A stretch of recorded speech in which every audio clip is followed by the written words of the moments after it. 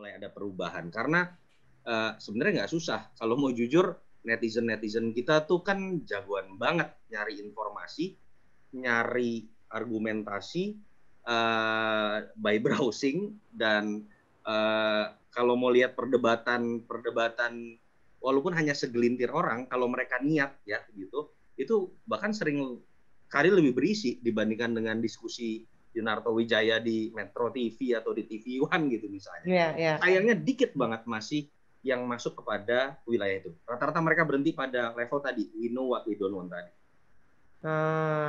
Ya ini sebenarnya pembicaraannya agak masuk ke we know what we don't want itu sih sebenarnya. Ini berhubungan dengan reshuffle, tapi karena ada di survei dirimu dan aku singkat aja karena kita we're running out of time. Jadi sebenarnya kalau kita lihat dari hitung-hitungan politik, siapa yang wajib didepak atau siapa yang akan di-keep berdasarkan hitung-hitungan politik itu. Kalau kita nggak ngomongin kerjaan deh, karena kayaknya udah kalau kerjaan itu kayak nomor berapa, tapi hitung-hitungan stakeholdersnya kan yang lebih berpengaruh di sini. Dari Mas Otong lihatnya gimana? Yes.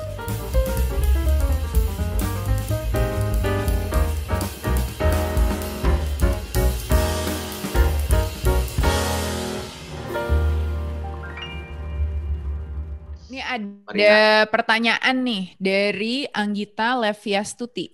Mas Toto, ada saran untuk kami-kami yang tidak berminat sama sekali dengan politik. Apa yang bisa kami lakukan? Jangan nonton acara ini. Kenapa dia nonton ya kalau dengar sekali tentang politik. Gini, sorry, tadi minta masukannya apa? Orang-orang nggak tertarik sama politik terus Iya. Apa yang harus dilakukan supaya mereka tuh ya lebih peduli, I guess. Oh, oke.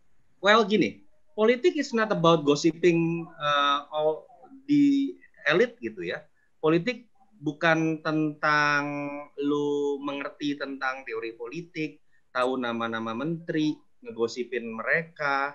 Enggak, itu urusan pengamat, urusan para elit gitu. Politik itu sebetulnya kan kemaslahatan paling penting terkait dengan diri lu, terkait dengan sehari-hari lu. Ketika lu menjadi seorang karyawan yang bisa mempengaruhi fasilitas lu bekerja, bisa mempengaruhi hak-hak lu bekerja, mempengaruhi lu sebagai seorang perempuan dalam perlindungan kekerasan seksual ketika lu tiap hari harus naik MRT, naik bus dan segala macam, itu hanya bisa selesai nama politik. So nikmatilah politik yang terkait dengan diri lo gitu maksud gua, terkait dengan pekerjaan lo, terkait dengan hobi lo kalau perlu, terkait dengan kapasitas lo sebagai seorang ibu kah, sebagai seorang suami kah, sebagai seorang pekerja kah, mulai aktif di situ. Itu yang membedakan partisipasi politik dari negara yang belum mapan secara politik seperti Indonesia termasuk dengan negara-negara yang sudah matang para pemilih dan citizen-nya. Kalau di negara luar mereka tuh peduli politik terkait dengan hak-hak mereka.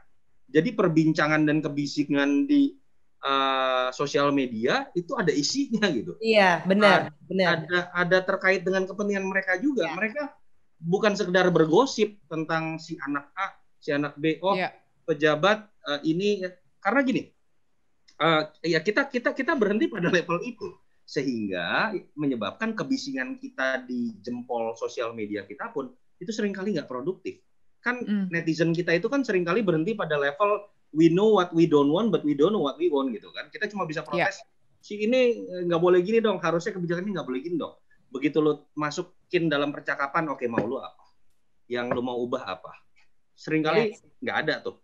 Perdebatan itu berhenti gitu kan, dan itu yang menurut gua harusnya bisa disadarin sama termasuk yang nanya tadi.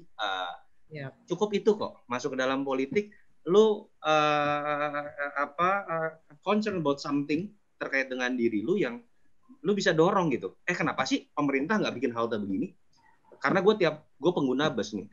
Kenapa sih gue agak bingung deh kalau bayar pajak, kenapa logika hitungannya begini? Itu pembicaraan produktif yang tiap hari terjadi loh di kelas menengah.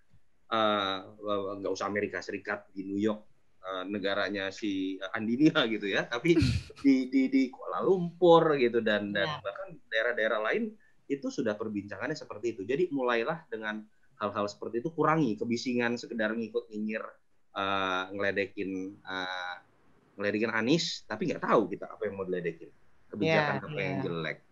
Lu nggak mau Aniesnya, nggak bisa berpolitik, nggak bisa seperti itu. Gue nggak suka sama Aniesnya, tapi gue nggak bisa jelasin kenapa ya, kebijakan apanya gitu ya, dan harusnya Anies bagaimana ya.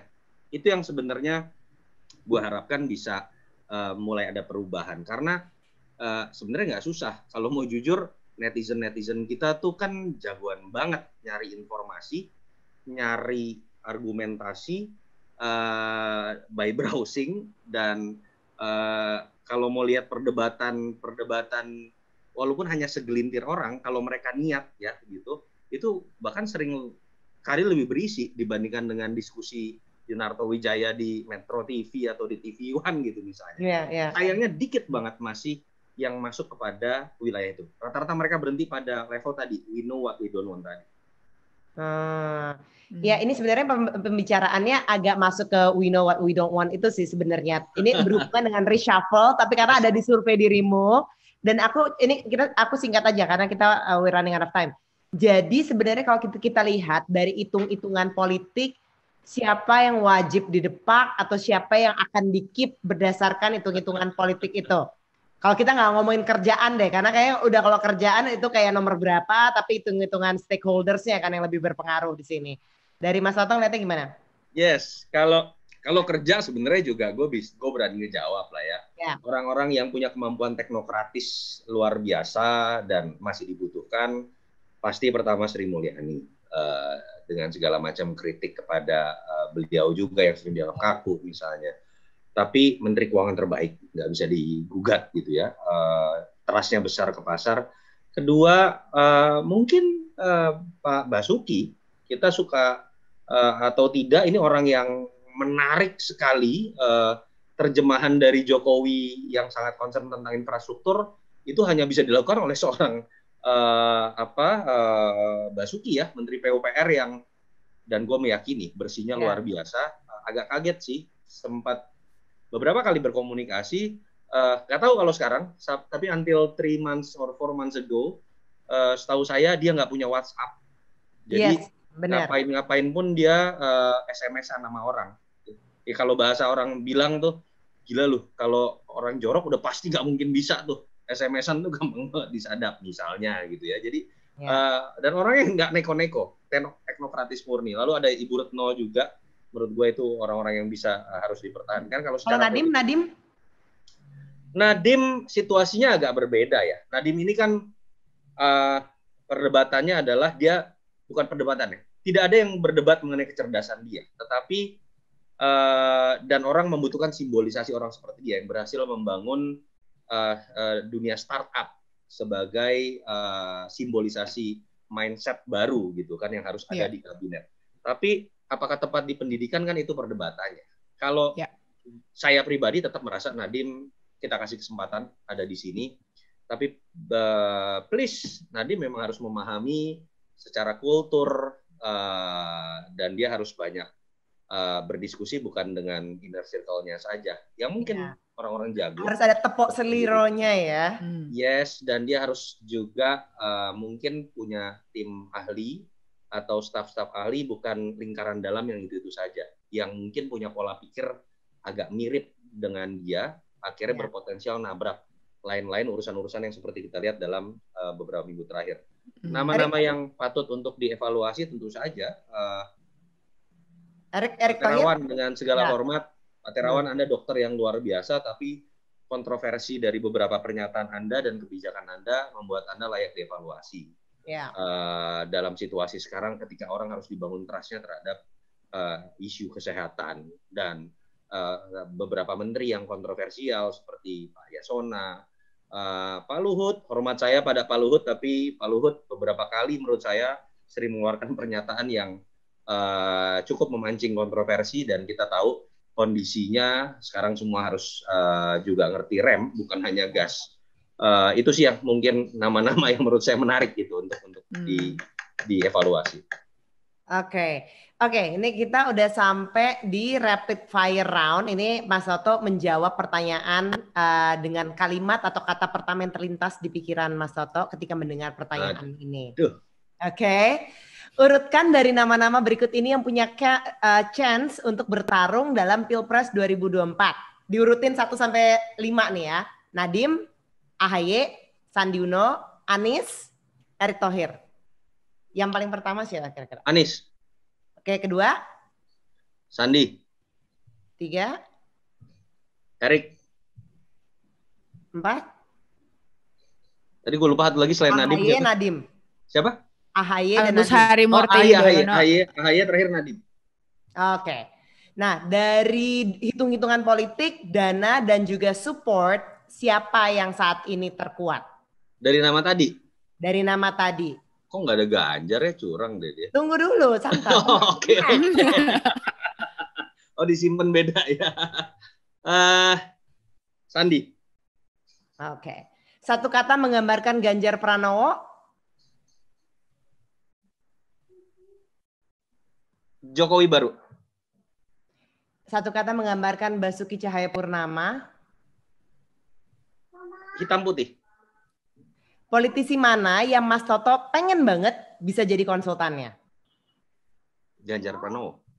Ya hilang tahun banget gue ya.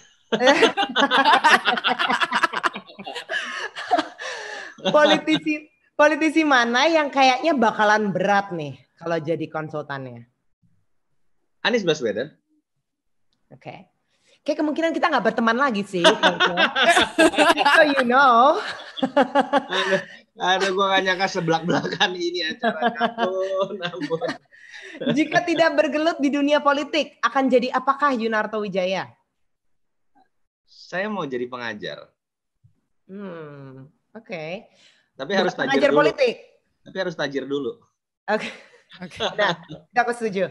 Pertanyaan yang Mas Toto harapkan jangan keseringan deh ditanyain kepada saya. Siapa yang menurut Anda harus dipecat oleh Presiden? Siapa yang cocok untuk memimpin DKI Jakarta?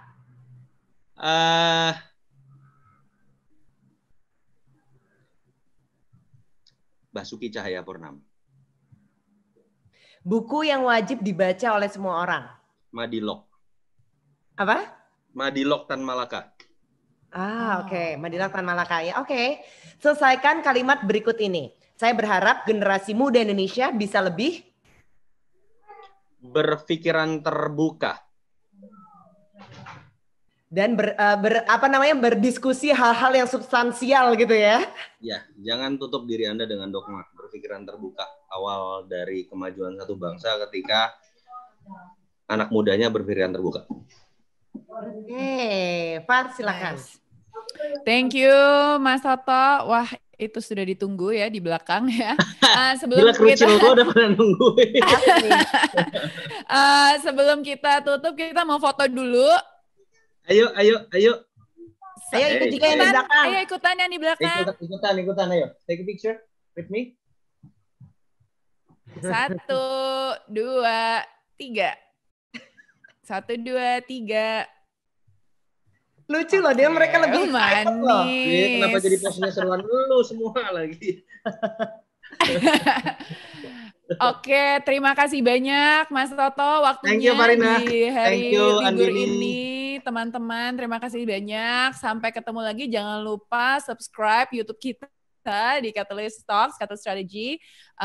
Juga follow Instagram kita untuk our next live webinars, and also banyak yang baru ya minggu depan ya Din ya, kita ya stylenya baru nih. Oke, have a nice weekend everyone. Thank you banget. Salam sehat. Thank you banget. Selamat Idul Adha semuanya. Selamat have a great weekend. Dah, salam. Bye.